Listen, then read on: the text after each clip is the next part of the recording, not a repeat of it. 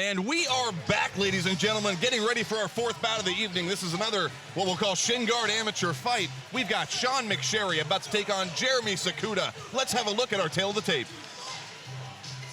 We've got Jeremy Sakuta. He is 36 years of age, 6 feet 2 inches tall, weighing in at even 185 pounds with an amateur record of 1 win, 4 losses. He's taking on Sean McSherry, 41 years of age, 5 feet 11 inches tall, weighing in at 185 pounds with an amateur record of 1 win, 0 losses.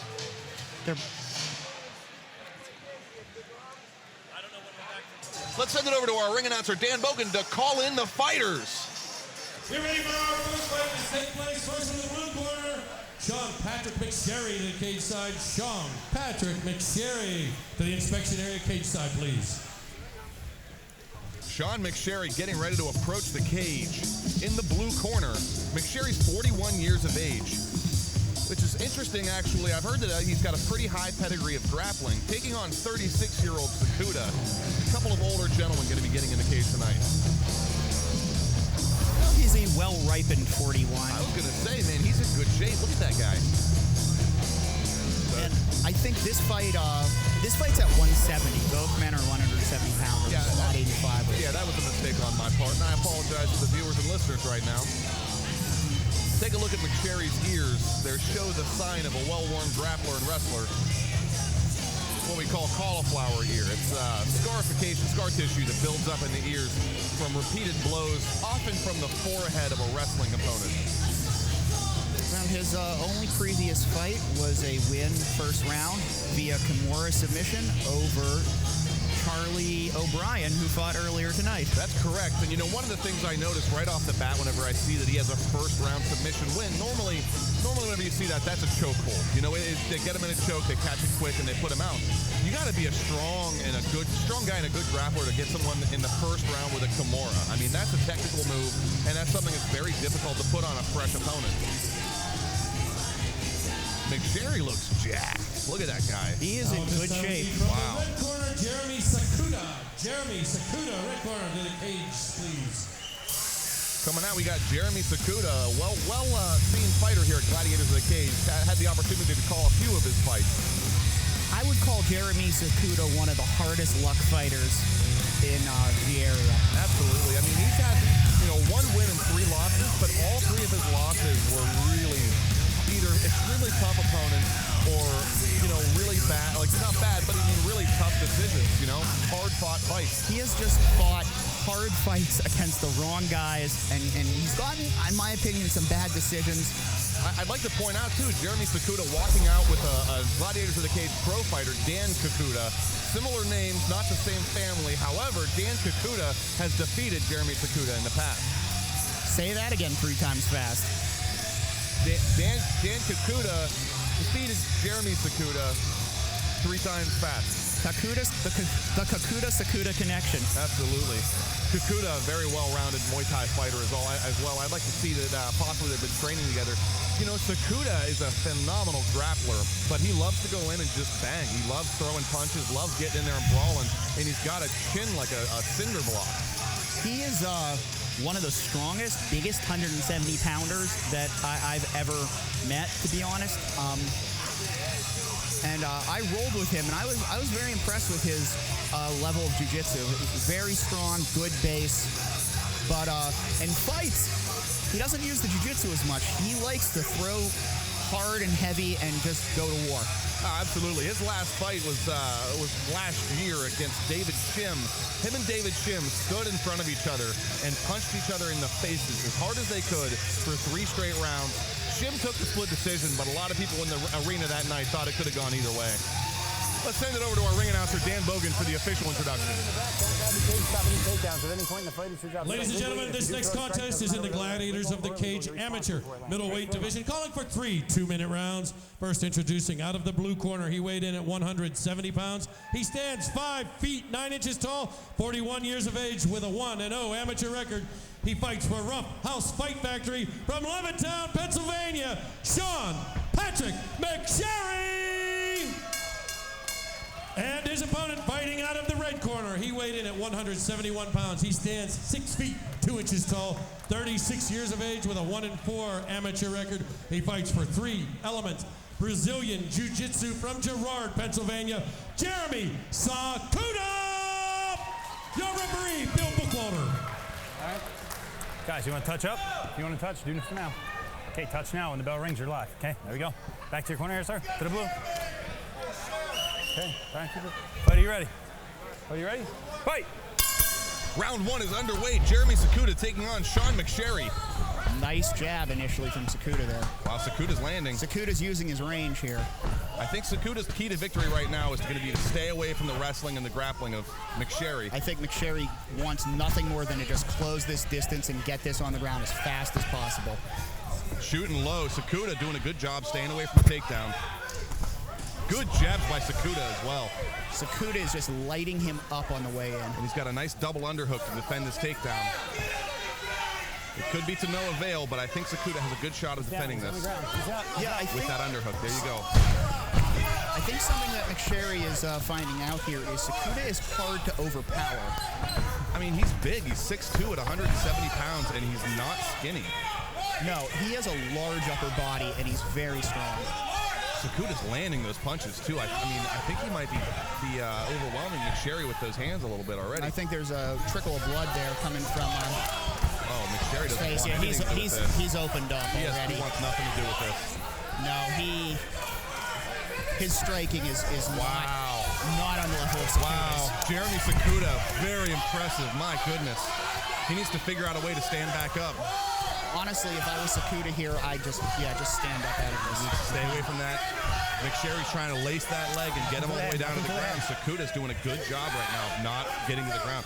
Look at the blood coming from McSherry's face. I think his nose might be broken.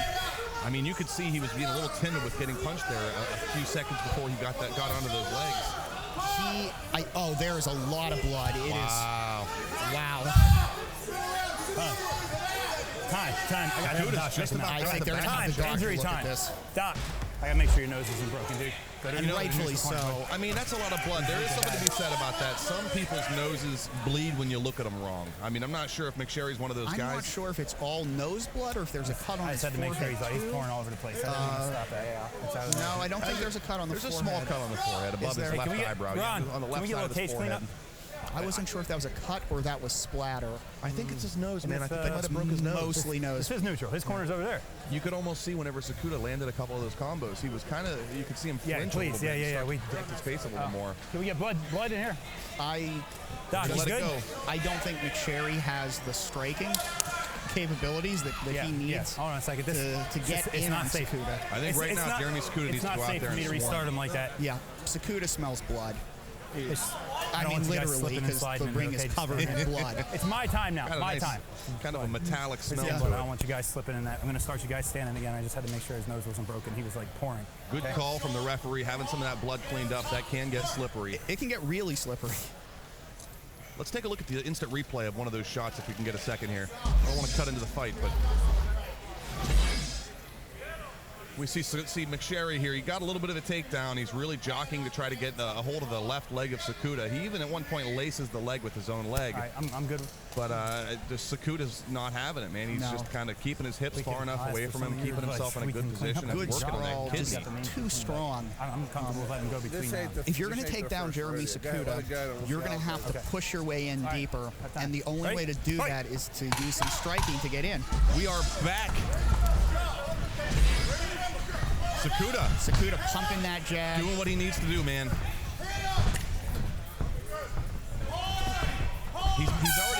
He's already made McSherry afraid of his hands, and that's half the battle. If he can get McSherry worried enough about getting hit in the face that McSherry doesn't want to push his way in, I mean, that's what he wants to do. That's part of the game. I think McSherry is extremely gun-shy right now. He wants nothing to do with Sakuta's fists.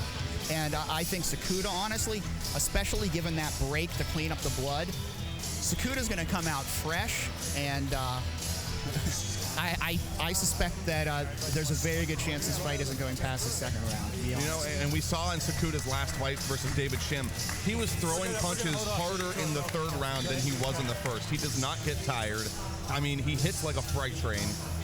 And he's got Dan Sakuta giving him some corners right now. I mean, I'm not sure if they've been training together, but Sakuta, his striking is tight.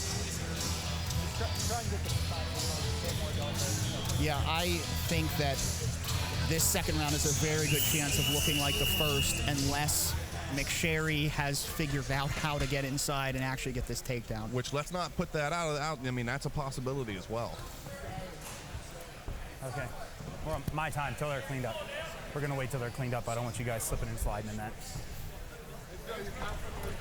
Guys, no, come on back in. Hey, send him. Still waiting for a little bit of the blood to get cleaned up before we start this second round. There's a couple spots The over thing there. with blood being spilled on the mats, it's not like water. Blood is almost kind of like a viscous. Yeah, It's I don't want you guys oily. slipping It's like and sliding. oil. Yeah, it's slick, and it takes a while to dry. I think they're making a good call. Almost greasy, Yeah. honestly. I mean, can you tell? I'm not sure. McSherry looks like the bleeding is kind of stopped, which is good. I think they did a good job of controlling it. Definitely. Yeah, you can see his face. I mean, he looks fine. He doesn't have any real serious damage to his face. I think he just might have had a leaky nose. No, that's going to hurt tomorrow. Guys, I'm pretty. I know that. 100%. Thanks, guys. Thank you, guys.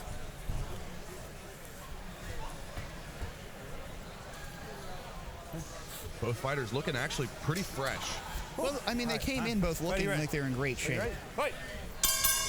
Round two coming underway. Jeremy Sakuta, Sean McSherry. Sakuta's just popping that jab. I mean, really finding a home for that left hand. He so outranges McSherry. Nice leg kick by Sakuta. And McSherry's being real hesitant about getting within a striking distance or a wrestling distance right now. I would look for McSherry to shoot a real far takedown. And McSherry kind of drops his hands when he throws, and Sakuta's just lighting him up.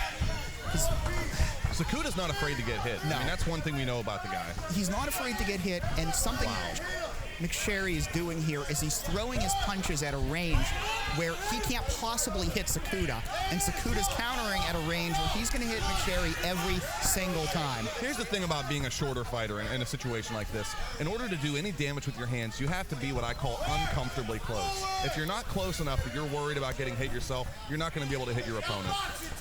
He's going to have to rush Sakuta, get inside close, and that's where he could possibly do damage. I mean, that's a technique, man. He should just put his hands up, rush Sakuta, try to get his back on the cage and get a hold of a double or a single. Slow the fight down, grind. Sakuta is just fresh, he's hitting pads right now. Basically, this is target practice. I mean, and I have to commend Sakuta as well. He's not swarming him, he's not rushing him, he's not getting lackadaisical with his punches. He's being very smart and selective about what he's throwing right now. yeah, Sherry not showing great footwork for stand-up, kind of flat-footed, not a lot of movement, sort of stationary target, and Sakuta's just popping him over and over again. To quote Mike Tyson, everyone has a game plan until they get punched in the face. Or until they get punched in the face 75 or 80 times, which is the case here. That was a clear-cut winner there on the second round by Sakuta. Come on back. Really dominant performance right now. Hey, Finley, man, you all right? Yeah, unless You wanna go something for the third round, changes right? Okay. drastically in the third round, this fight seems to be headed in a pretty obvious direction. I will say, though, that's one of the beautiful things about mixed martial arts that you don't see in a lot of other combat sports. Things could change drastically. It happens. I mean, McSherry could come out there, Sakuta could make a mistake, McSherry could get on top, and he could pull a sub out in that last 2-minute round. It's I've seen happened it. 100 times. Yeah, I mean, I've definitely seen it happen.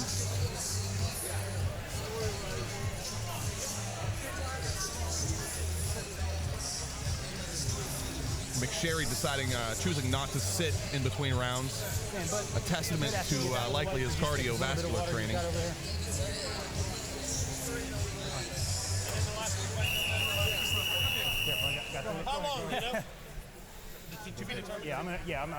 I'm already on.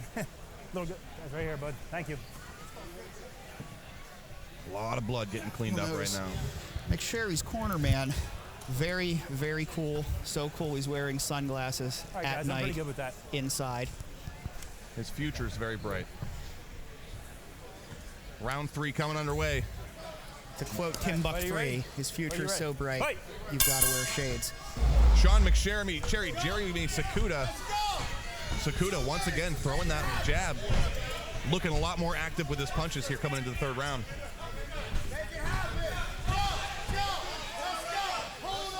Shot by McSherry, but that's not deep enough. And Sakuta needs to push that head. Sakuta's just pretty much sprawled out of that easily.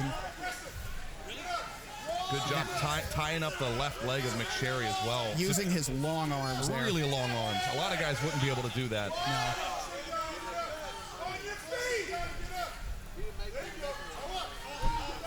As we said before, I mean, Sakuta's a phenomenal grappler. He could have an upper hand here. He's about to take the back. He is a much better grappler than anyone would give him credit for, to be honest. But that was a very smart decision. Definitely a smart decision. Why even consider engaging in the only place where your opponent could beat you? You know you're owning him on the feet. Wow. Just stand up and hit him more. 1 minute left in this third round. Let's see if Sakuta's going to start to McSherry almost had that, but Sakuta's squirming and wiggling out of it, and I think he might be able to take his back from here. I think he can. Still down. 45 seconds left. I mean, what else does he have to lose? I don't know if McSherry's going to be able to pull a submission off with Sakuta having his back. It would take a jiu-jitsu miracle.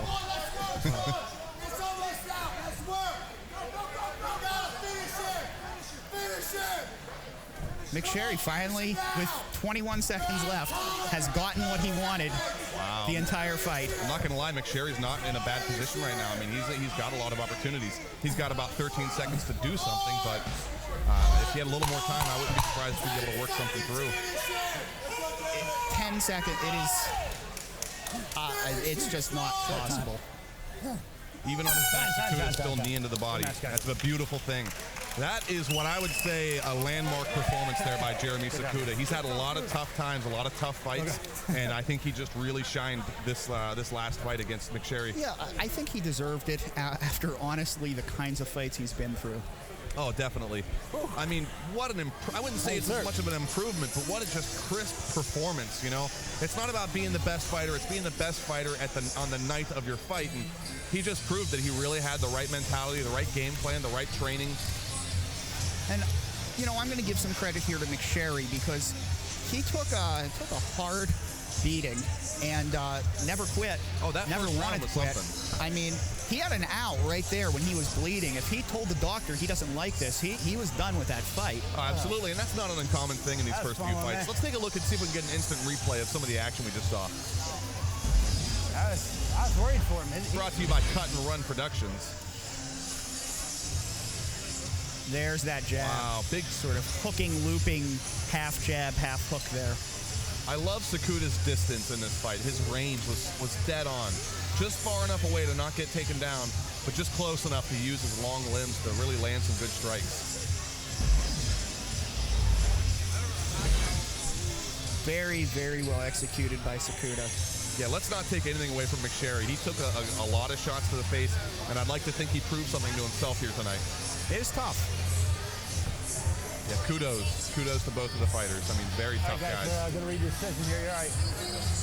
That's good. Come on, bud. I think we have a judge's decision. Let's send it over to our ring announcer, Dan Bogan, to make it official. Ladies and gentlemen, we have a unanimous decision. All three judges have scored this fight 30-27 for your winner. Fighting out of the red corner, Jeremy Sakuta.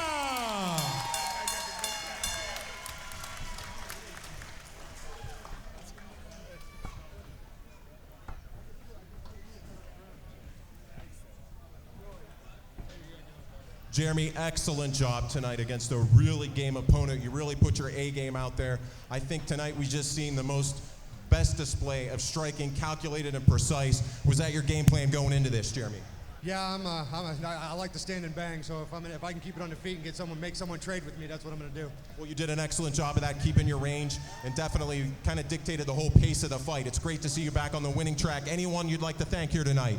I thank everybody that came out to support me. I want to thank my team for helping me get ready for this.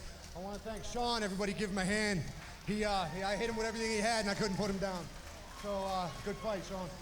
Let's hear it. One more big round of applause for Jeremy and a great game opponent. Back to you, Grant. You're welcome. Ladies and gentlemen, another quick reminder, the Pennsylvania Hero Walk have donated the beer this evening. Well, there you have it, ladies and gentlemen. What a beautiful performance by Jeremy Sakuta. He's going to have a nice sleep tonight. We are going to send it over to a 10-minute intermission, give everybody a chance to go refill their drinks and leak their bladders. But I want you all to know that during the intermission, we're going to show a documentary put together by Cut and Run Studios. It's MMA, an inside look. Keep tuned, stay tuned, keep your eyes on the screen. We will see you very soon. Bruisers fight here. She's got